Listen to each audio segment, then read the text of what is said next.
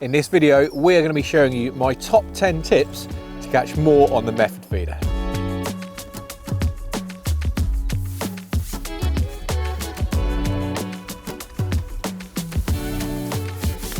So tip number one is about feeder choice, when to use an alloy feeder or when to use the conventional method feeder. So for me, I'll be honest, 90% of the time it's the hybrid / alloy feeder.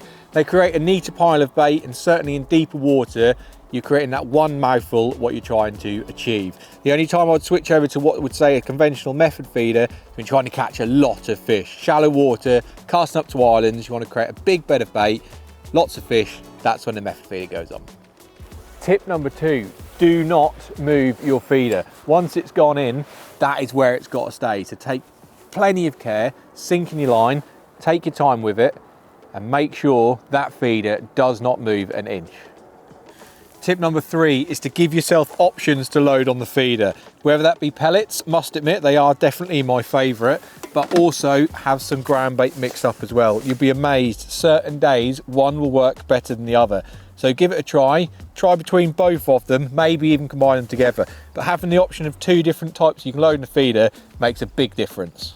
Tip number four is keeping on the pellet theme and making those pellets better. Lots of venues have fishery only pellet rules, so adding some flavour and some sticky syrup makes them, one, stick to the feeder better, and two, makes your bait completely different to everyone else. So you all have your favourite flavours. For me, it's the F1 sweet.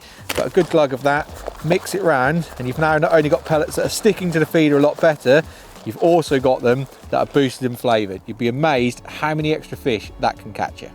Tip number five is about adding colour. We've just talked about flavour, but colour can be super attractive as well. So my favourite way to do it is a bit of boilie crush, tiny little bit, but don't put it in just dry. So use the same flavour that you put on your pellets.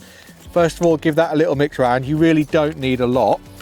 Now, what you're doing while you're adding that to it is because you're not adding dry mix to your pellets. You want to keep the stickiness and make sure that it grips around your feeder well. So once you've got that mixed together nicely, a tiny little pinch of colour, a few flecks makes your bait super attractive. That now really stands out and it gives them fish something to home in on. Tip number six is to time your bites. You'll be absolutely amazed how quick you can build a pattern up.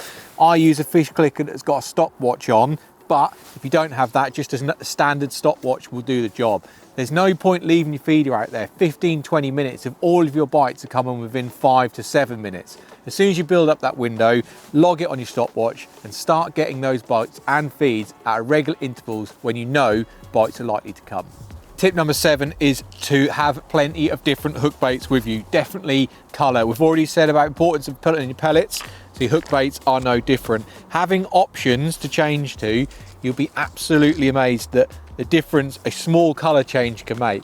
You might catch on pink one day, the next day you might be catching on white. So having a few with you can change it and make your session from the odd bite into literally a biter cast. Tip number eight is to add some goo. It's scary how many times this has got me an extra bite. If things go a little bit quiet, just to squirt over your method feeder. It is a super attractive bait. I don't do it on every cast, but to get an extra bite when you need it, that is one thing that I would always carry with me. Tip number nine is to test your feeder. So while you've got one fish in, make yourself up a mock one and just drop it into a tub of water just to understand the breakdown of your feeder. It's so simple and so often that you get it wrong. You might think they're coming off too quick or too slow. So use your stopwatch, check that they're breaking down how you want them to. You can adjust your bait accordingly. You might need to add a bit more water to your pellets, or you might need to add some ground bait to dry it out. It's really important to make sure what's happening is what you think's happening. And finally, tip number 10 is to try a double cast, or a fake cast I like to call it. And this is when things go a little bit slower and you just want to kickstart the swim again. So make yourself up a feeder. Don't worry about putting your hook bait in there, because this is just to create a bit of noise and get a bit of bait out there.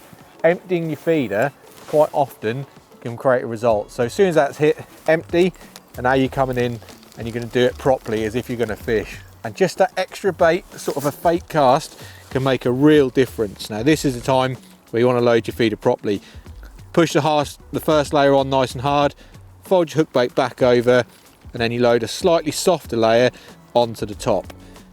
Now we've got that attraction out there, we're going to put our parcel of bait right on top of where we just had it. And again, it's absolutely amazing how many times that makes a difference into your fishing.